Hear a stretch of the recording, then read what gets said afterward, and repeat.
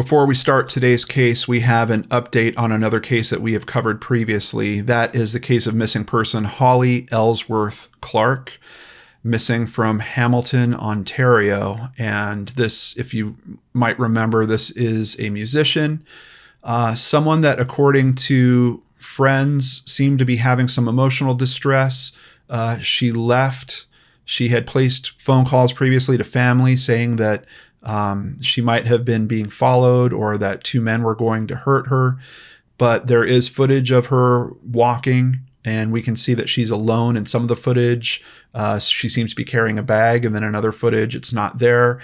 She's heading towards a pier area. Of course, we had a lot of concerns about that all right off the bat, and now we have this very unfortunate update from the Facebook page. The family and search team of Holly Ellsworth-Clark would like to thank the public and Hamilton police for their efforts to find Holly. Unfortunately, she has been found deceased. Currently, we have no further information to provide, and the family would appreciate some privacy at this time to grieve their immeasurable loss. Thank you to everyone who has been involved in the search for our girl. We are heartbroken that this is how her story ends. Jumping over to hamiltonpolice.on.ca. This is a post from September 10th, 2020. Remains of Holly Ellsworth-Clark identified. The investigation into the disappearance of Holly Ellsworth-Clark has reached a sad conclusion as Hamilton police identified the 27-year-old's remains earlier today. On Tuesday, September 8th, 2020, a worker in the area spotted what appeared to be a body floating in Hamilton Harbor at Pier 11. Hamilton police responded and, with the assistance of Hamilton Fire, recovered the body. The body had been in water for a prolonged period of time and was sent to the Center for Forensic Sciences for identification. The Center for Forensic Sciences has now confirmed the remains are of missing person Holly Ellsworth-Clark.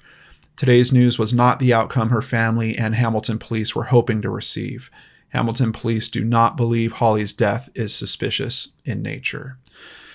That last comment, just a little bit controversial with Holly's father in particular. I did see an article where he was speaking about how could we say that, we had phone calls that were being placed where she said that she thought two people were after her. But of course, we did also have that other information, cameras showing that she wasn't necessarily being followed, at least in the instances that we could see in the cameras. That doesn't mean that two guys didn't come walking through that same scene a few minutes later. So her father is being a bit vocal about the fact that how do we just make this assumption when we have so much other information pointing in a different direction? Also, some people putting together some very beautiful memorials. Here's a picture of Holly in memory of Holly Ellsworth-Clark, gone too soon, but her spirit lives on. We love you, Holly, and we will never forget you. And of course, we did make a donation in the original case that we looked at. I felt like I wanted to do something in her honor and something that I think she would appreciate, which was I found a charity specifically for musicians called sweetrelief.org. And they actually have different components that you could donate to. One of them in particular is a mental health fund. Let's just learn about it a little bit here from sweetrelief.org. The Mental Health Fund at Sweet Relief provides assistance to musicians and music industry workers who are suffering from mental health issues. In a 2018 study from the Music Industry Research Association, 50% of musicians reported battling symptoms of depression, compared with less than 25% of the general adult population. According to a 2019 study published by Swedish digital distribution platform Record Union, the numbers are even starker. It found that 73% of independent musicians have battled stress, anxiety, and depression. Funds are earmarked for musicians and industry workers who are dealing with mental health challenges. And I don't want to say that her father is incorrect, but I think even if we don't think that there was some type of big break that had happened with Holly, we know that she was certainly facing stress. She was talking to her family about possibly wanting to leave that area. She had gone there for her music career. So I still feel like this is a good way to honor her. So I have made a donation specifically to the Mental Health Fund at Sweet Relief, and I did it in her name. For anyone that lives in the Hamilton, Ontario area, I also wanted to let you know about a vigil that is coming up here at cbc.ca as community members are looking to mourn her death and celebrate her life. Holly's family has decided a vigil in Hamilton will take place on September 26th at 7 p.m. in Woodlands Park, where a mural of her previously existed. The event page for the vigil asks that people bring a candle. It also promotes the use of masks, hand sanitizer, and maintaining social distancing in light of the COVID-19 pandemic. Those who can't attend will be able to watch via a live stream. So I've also got links in the description box below to the event. And if you want to watch it in person or on live stream, you should be able to do that very easily from this page. And as the searchlight turns off for one case, we turn it on for another, and we're going to do that right now.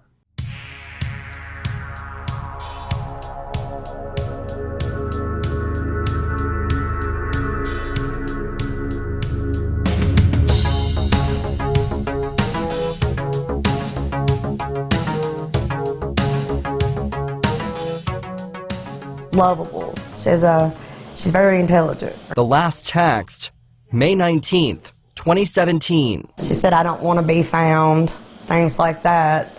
It just didn't make sense. I just want to know that she's alive and that she's safe. I just want to hear from my daughter. That was Lori, the mother of missing person Megan Pakacki, and she has really been put through the ringer with this case. There's a very bizarre kind of stop-start that happens with this case. We'll get into that detail soon.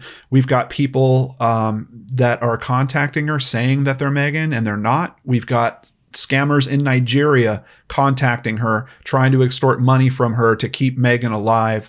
I feel so bad for Lori. I've reached out to her with a bunch of questions about today's case. Unfortunately, she didn't get back in time for me to implement them in today's video. But if I do make contact with her, I've already got enough questions that I'm sure we could do an interview or a follow-up segment. So please keep an eye out for that on the channel. But let's get to the basics of today's case. And here are several different pictures. Worth noting right off the top that Megan does change her hair color. I'm also seeing some notes that she might go by different names, although the main alias that I'm seeing for her is also Megan, but it's just with a different last name. It's Megan McDaniel. But her official first name is actually Jami, Jami. So we've got a lot in terms of information to just try to keep in mind as we're going through this. Let's start with where this is taking place, and that is in Marion, Virginia. Marion is a town in and the county seat of Smith County, Virginia, United States. I guess that's actually Smythe. The general Marion area is well known for its scenic beauty. 6,000 is the approximate town limits population for 2019. The inclusion of suburban areas brings that up to just over 15,000 for the total population there. Now, there's pretty much only two locations that are really brought up with this so far. Some of the early posters that I've seen on this case are talking about the fact that she spent Mother's Day with her mother at a cookout at an area called Hungry Mother State Park. And that's right up here. And you can see it's just north of kind of Marion's downtown area. The other thing that we're going to hear about is this area of Fern Lane, and this is where it's supposedly the last sighting of her happens. This is a sighting that happens from friends. They're saying that she called or texted someone for a ride, that a truck came to get her, but no one has details of who is the driver of that truck. No one even really has a description of what the truck looks like, because supposedly it was down at the end of a long driveway or something along those lines. To continue throwing challenges at this case, here is the NamUs search that I did trying to find even just the last name Pakacki for any missing persons cases in the country, and there are none.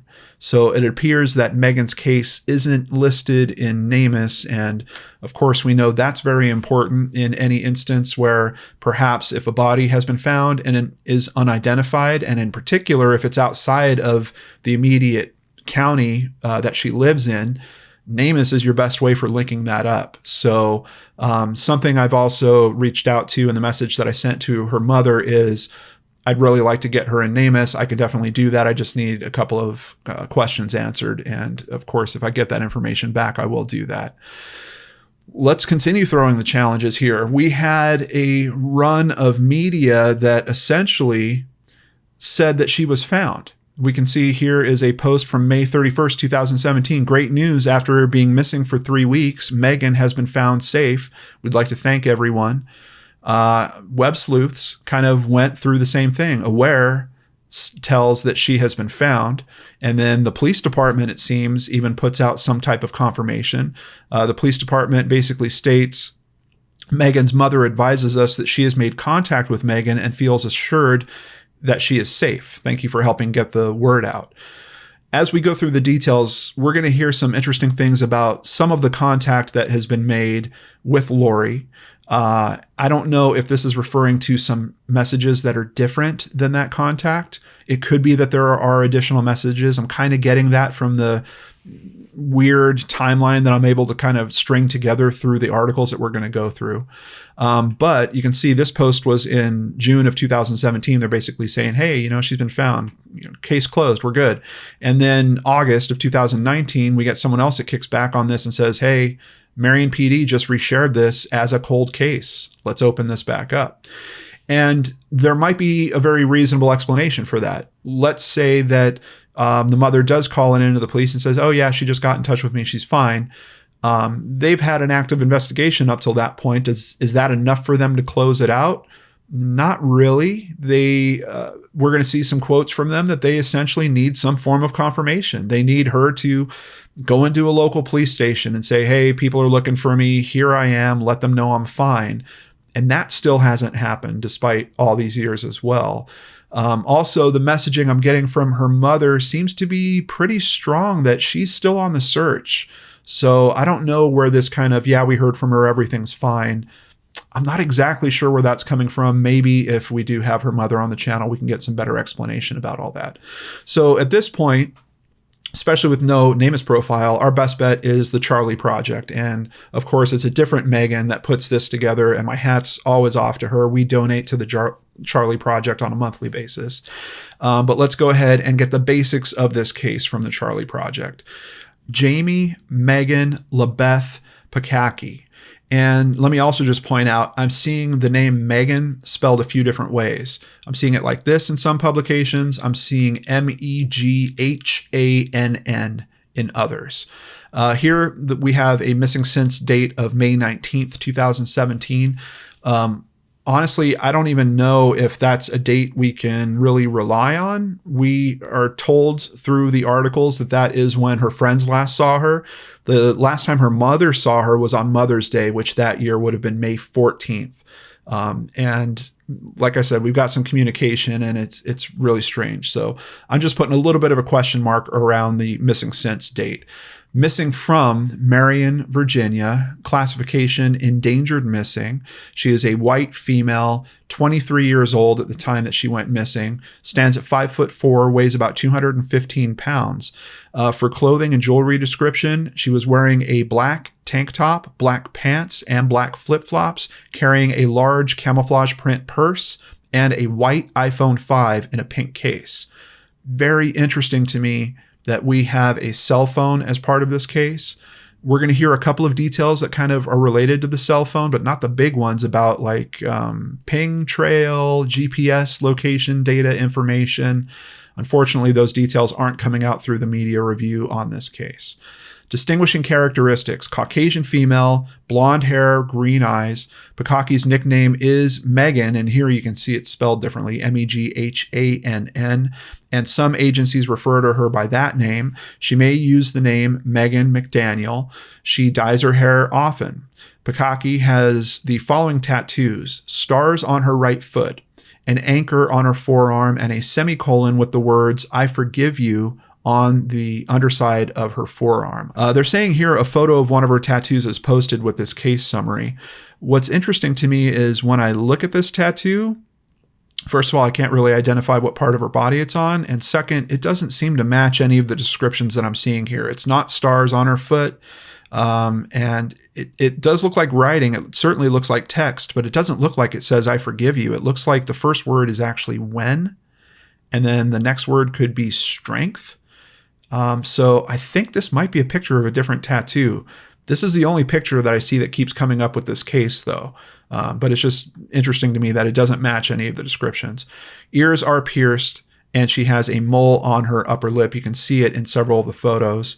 And some of these photos, it looks like might be flipped because the mole is actually moving. It looks like it's on her right side in this photo, and this photo, and this photo, and this photo. I would say it seems to be on her right side. This one looks like it might be flipped because it's on the left. This one looks like it might be flipped because it's on the left. And these kind of look like selfies as well. So that might make sense.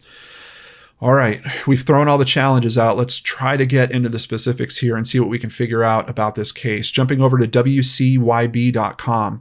Authorities need your help in finding a missing woman who was last seen by friends at a home on Fern Lane in Marion on May 19th. According to the Marion Police Department, 23-year-old Jami Megan LaBeth Pakacki of Saltville remains missing. Just real quick to do a tap on that. Saltville appears to be about 20 miles west of this area, and I really don't see it come into this story too often. Some of the things I'm seeing even make it sound like she might have been living either on Fern Lane or in this area. So I'm kind of unsure about some of those details, but let's continue here.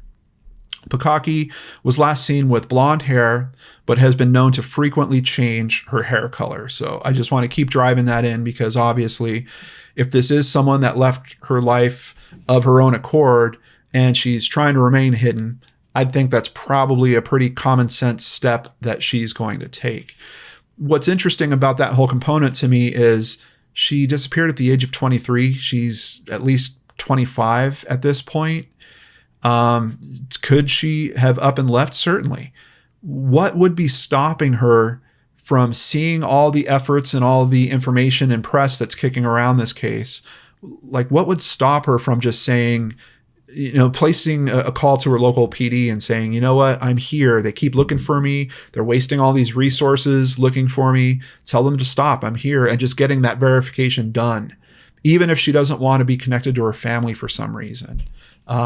I don't know. That's a very hard aspect of this case to understand. And I think it might be throwing the local investigators into that question as well. And I think the answer that comes back is there's got to be something else at play here. There's got to be some other element that we're missing about this case. And we're going to see from their comments, they're certainly worried about that, particularly at this time, now that we're talking years after the fact.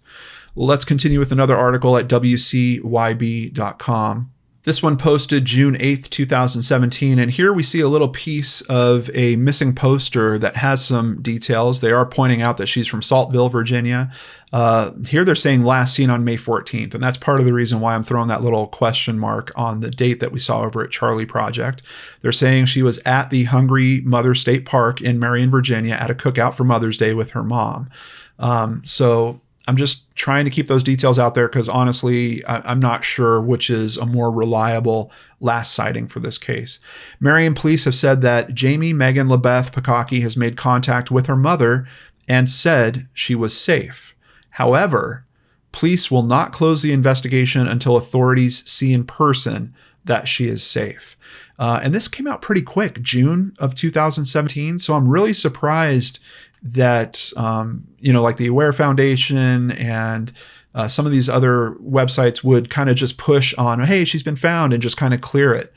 Because here we're hearing, police are not closing out this investigation.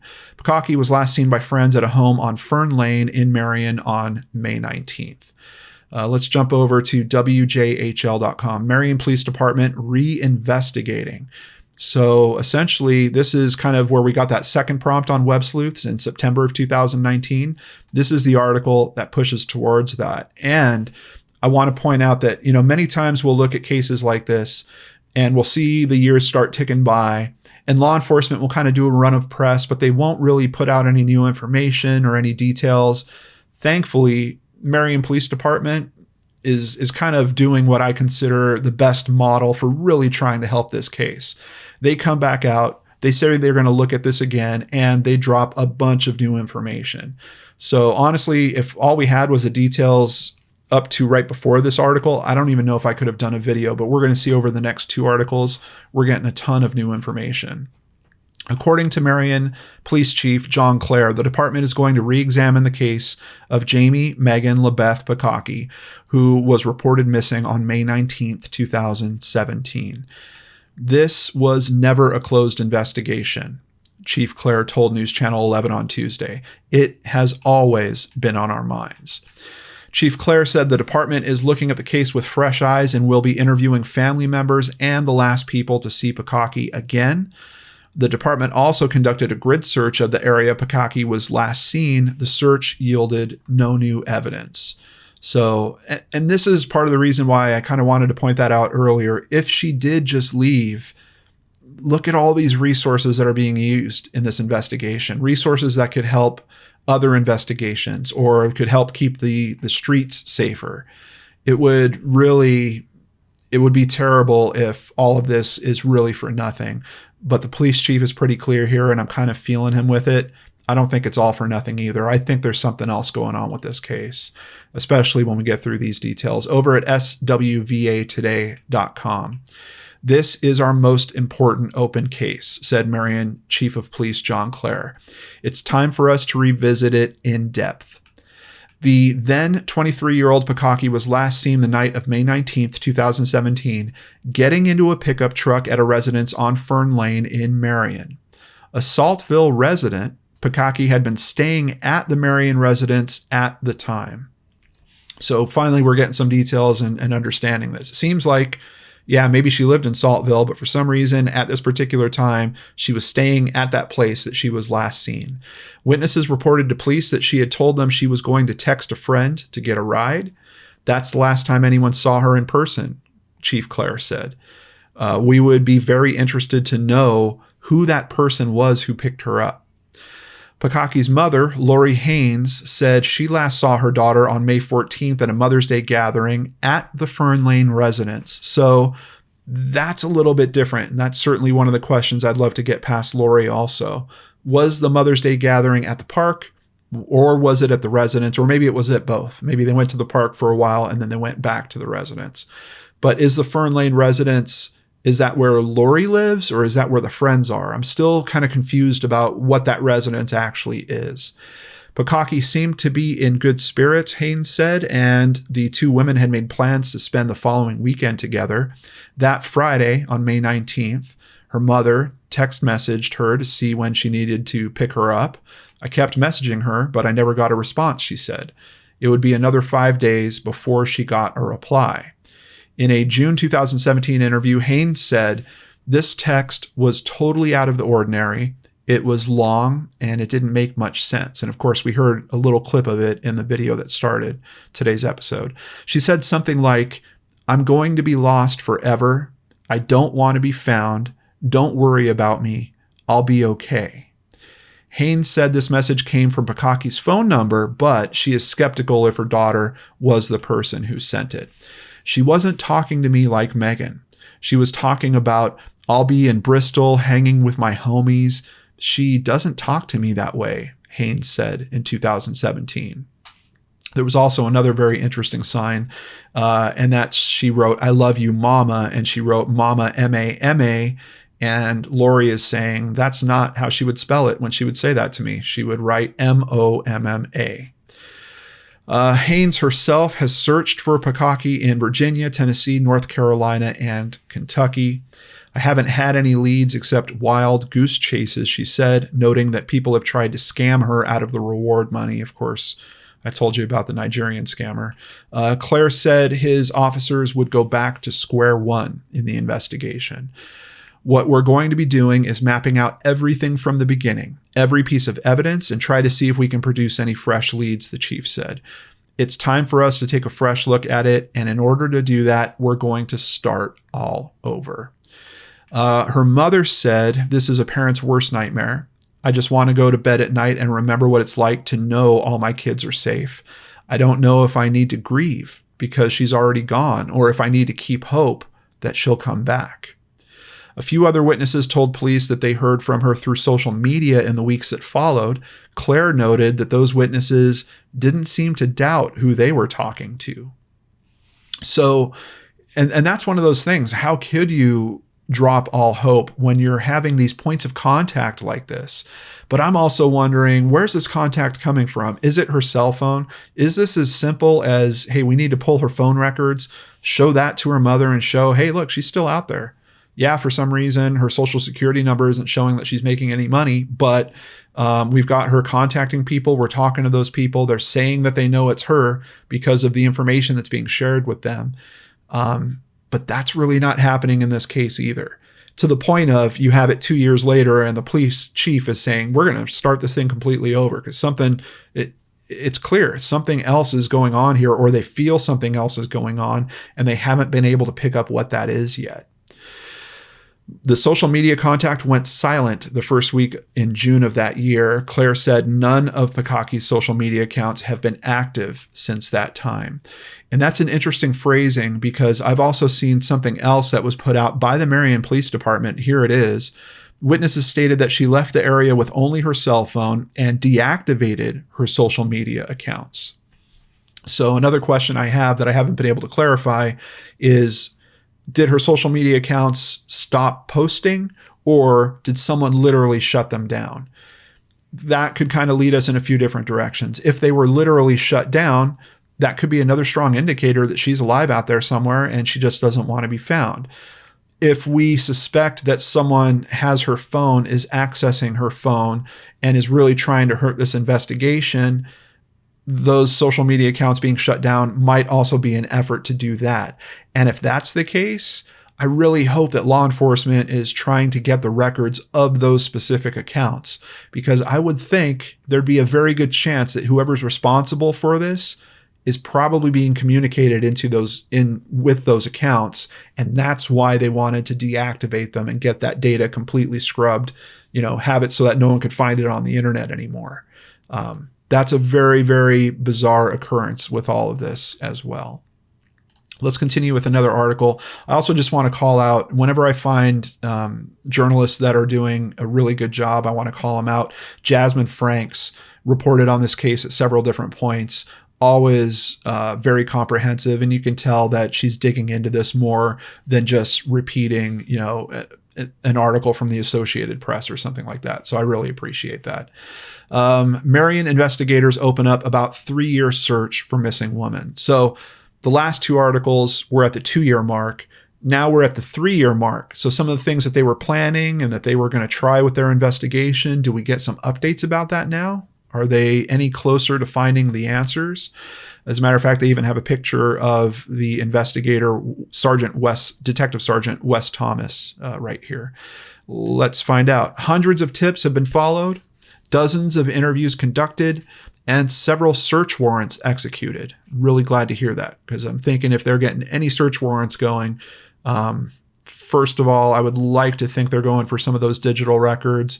Second, maybe that location. If she's last seen at whatever house it is on Fern Lane, maybe they need to check that house.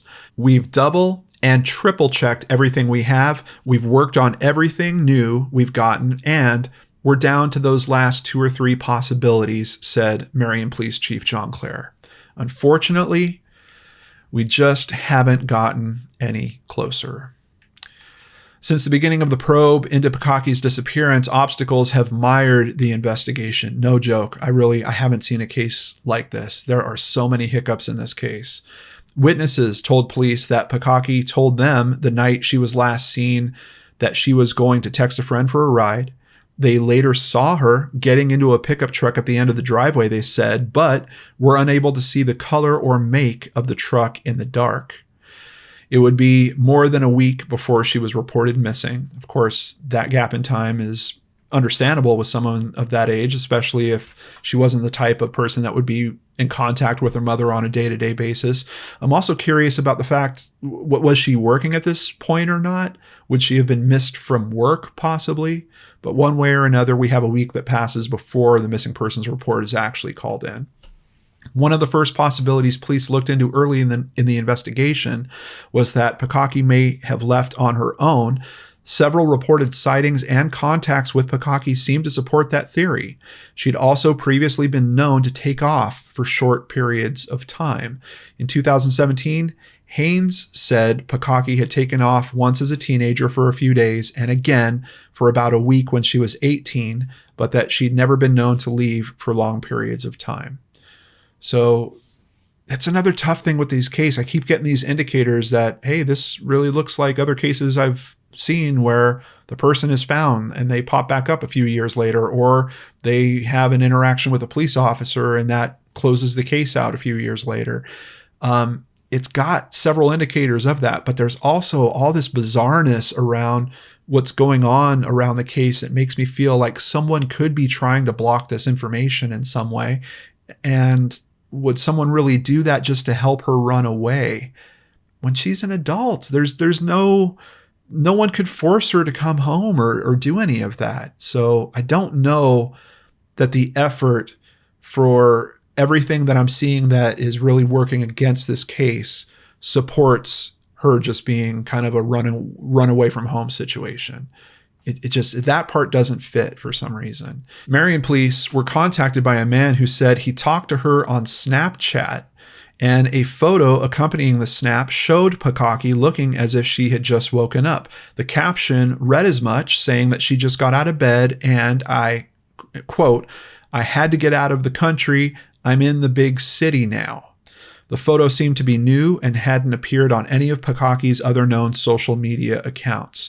Now, I believe that message happened very close to when she actually disappeared. It still doesn't really answer. We don't know if that's a new photo or not. It could have been posted from her phone, but it could have been taken on someone else's phone. There still could be some kind of hijinks around that. Very, very curious about that photo. Not long after that, investigators heard from her mother that she had contact with her daughter and that she was okay. We have a quote here from one of the original investigators, Moss, on this. "Even though maybe she's okay, if she had some sort of law enforcement contact, we would have eyes on a verifiable thing there. That's why she stayed in NCIC, which is the National Crime Database. That way we could get a definite confirmed, here she is."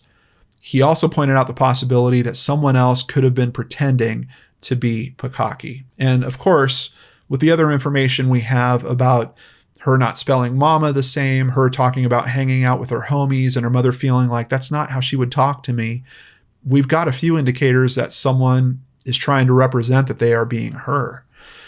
Months later, her mother was again contacted from someone on the internet saying they had her daughter and would release her for a ransom. That contact turned out to be a scammer from Nigeria. After seeing news reports on television about the scam, a woman who previously worked with Pakacki at a restaurant said that she also talked to Pakacki on a texting app months after she'd been reported missing. The woman was certain it was Pakacki she was talking to because there was mention in the conversation of things only Pakacki would know. So I'm telling you guys, I'm being pushed back and forth like a needle on this case. I don't know which way to go. How reliable is this information? Are we talking like 6 months after she was reported missing? Are we talking 2 months after she was reported missing? Is that information really verifiable that she would only know it if she had a boyfriend and had spoken about things that she talked to her friend about with her boyfriend? Would he possibly be able to mimic that conversation and make this friend think, oh yeah, remember that time we did this? I don't know. Other tips came in. Investigators followed up on each one, sifting through surveillance video, making contact with reported employers, and checking for activity on her known social media accounts. Nothing. While a few search warrants were obtained to retrieve data, I'm so thankful to hear that, and other information, the findings were minimal. I don't get that, especially just the phone records. If you could just get the phone information, first of all, we don't even have a period of time of when the phone actually stops working. I'm assuming that it stopped working at some point, but who knows? Maybe that phone is still active on a network right now. I have no idea. But that would be some critical information I would kind of spit out about this case. Phone all of a sudden goes silent 3 months after the fact, and there was only 5 messages sent. The mother doesn't think that 2 of them were really her. The other 3 we're not sure, but they're friends. We're not getting that level of information, but I know it's in there. If they were able to retrieve all that, I don't know if they were able to get her text messages. I don't know if they were able to get the location information.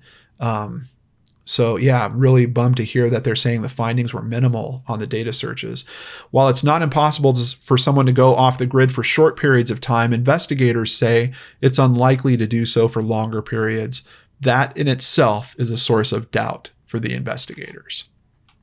In the age of technology, the expectation to locate a missing person is pretty high, Claire said, even in a rural area where internet availability is touch and go. Financial information, including bank, employment, or tax activity that would be attached to Pakacki's social security number after her disappearance, is non-existent, Claire said. So if we do go down the chain of thought that she's out there living a completely different life, we also have to believe that either she's being completely taken care of by someone that is absolutely paying for everything. She's not getting bored enough that she needs to use social media with any of her old stuff. Like maybe she's got a whole new name.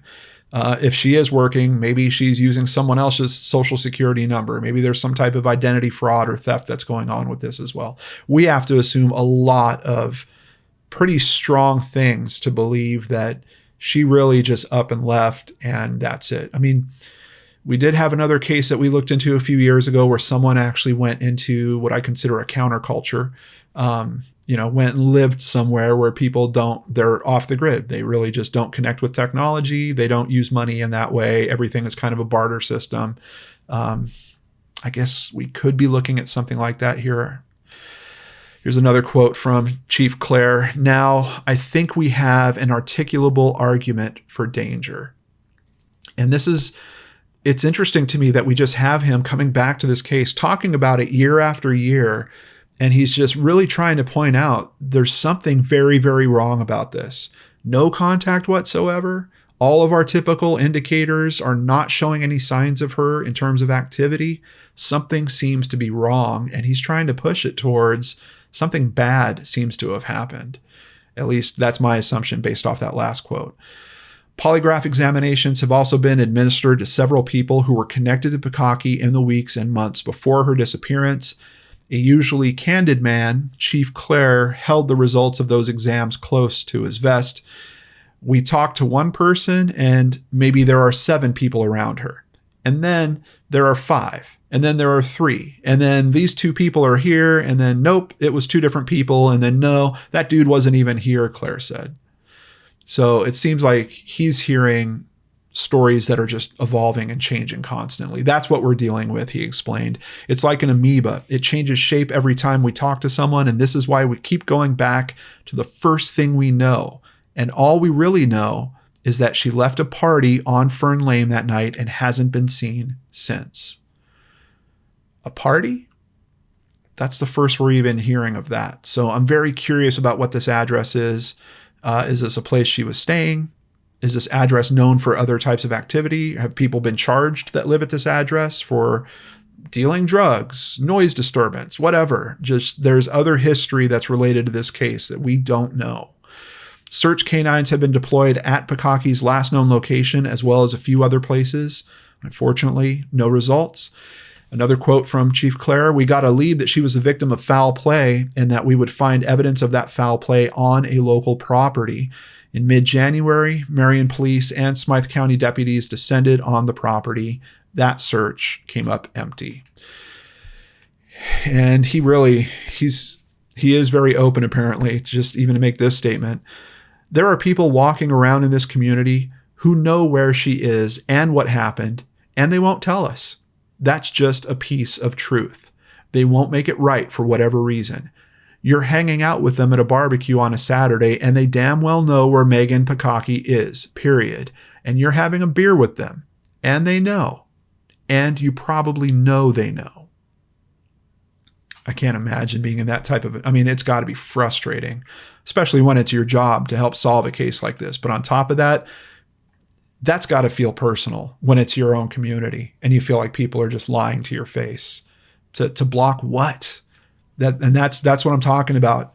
Even with these indicators we're getting from him, this is a strong block to find the truth. This isn't just about helping, my friend wants to run away from her family. It's way overboard. It's too much effort for that. There's something else going on here. Haynes, who says she's now in poor health, her mother, wants to see her daughter in case her health was to further diminish. And please tell my Meggie that she isn't in trouble. She is just missed badly and tremendously loved. Now, for the latest information we get on this case, it's from this month, September 3rd, 2020. Marion investigators search retention pond.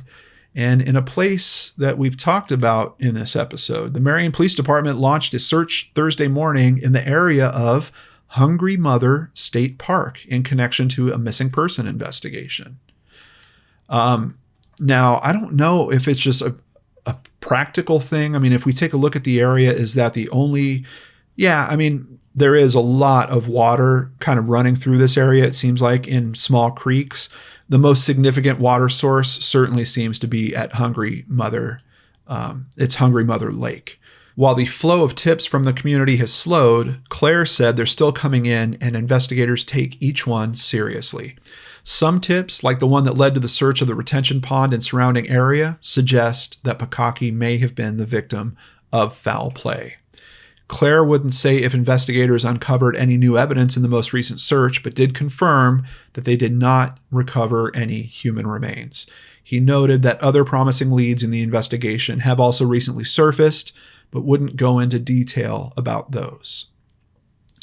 Seeing his pattern of speaking about this case, I'm pretty sure that if this thing isn't cracked in the next year, we're going to hear about some of those details on the next annual update here. So really interesting. At virginia.missing.report, there's a little more detail that we haven't got from any of the other articles I just wanted to share here. There have been false reports claiming that Jami, this report's referring to her as Jami, had been found around the time she was last seen. However, her mother insists that her daughter is still indeed missing, and it is imperative that she is located. During the time she first reported Jami missing, Jami's mother received a very short call from her daughter, and that was the last time Jami was heard from. That's the first time that I've heard it being a phone call. In most other places, they're saying that it was messages, I'm assuming text or email of some kind. Also worth noting here, they're saying there is currently a $10,000 reward available for information. Once again, we're looking for a Caucasian female, usually blonde hair, but might be coloring it, green eyes, standing at 5'4", weighing 215 pounds. And of course, we've got several tattoos, stars on her right foot, an anchor on her right forearm, and I forgive you is actually on her left forearm, according to the information here. There is also a Facebook page, Bring Meg Home 25. I'll have a link to that in the description box below as well.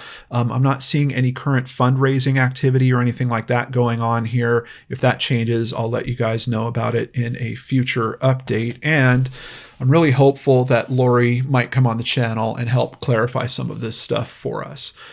It's interesting because I'm seeing a lot of local press on this and it just stops. Even the Help Find Megan page, there's only, I think, 130 something people that are following it.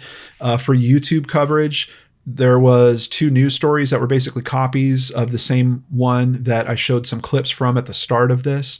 I feel like there's more that can be done with this. And NamUs, of course, getting her into NamUs, major component for a case like this. So I'm hopeful to get in contact with the family, but I'm really curious what you guys are seeing in this information. Right now, I keep just getting that needle pushed back and forth of, this is a strong indicator of someone that's like a runaway situation. Oops, no, this is a strong indicator of possibly a foul play situation. And at the end, I don't know. Except that there seems to be blockage around this case, especially hearing the chief talk about, the community members know, and they're literally lying to us. That is such a strong defense for someone that is just trying to leave their life behind, that I don't think that's the answer. It feels to me like something else is going on here.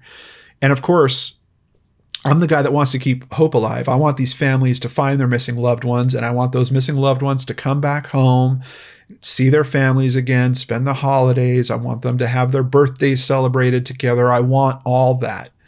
But there's something about this case that feels very, very off. And I'm not sure that's the conclusion we're going to find on this one. I hope it is. I sincerely hope it is. And it's weird because, admittedly, we've got a lot of specific detail on some certain aspects, and we've got a lot of details missing, kind of from what I consider the basics. We don't have a really solid timeline. We know that supposedly she was seen getting into this truck at night because they were saying they couldn't tell the color of the truck because it was dark. I would assume that's night. I guess it could be very early in the morning or sometime overnight. So there's a couple of basic elements when it comes to this case that are just really missing. Cell phone information, major. And even kind of a timeline about the communication that happened with her mother. I'd really like to get some of that stuff ratcheted down. So please keep your fingers crossed with me that we can help pull some of that information out and share it here. Of course, I can't do this without your help, and I want to thank several patrons that have joined. Thank you, Teresa Sanderson. Thank you, Jennifer Sellen. Thank you, Sophie Batal, for increasing your pledge. Thank you, Erica Barba, for joining. And thank you, Angela M. And then Angela M. increased her pledge. I really appreciate that. If you'd like to support the channel, please visit lordandarts.com. You can sign up for PayPal, sign up for Patreon, or buy merchandise. All of it helps keep me here trying to help these families in these terrible, terrible situations. And I need some help to do that. So I really appreciate if you would check out lordandarts.com. Take care, everyone. I'll be back on Friday with a brand new episode of Brainscratch right here on the Lord and Arts channel.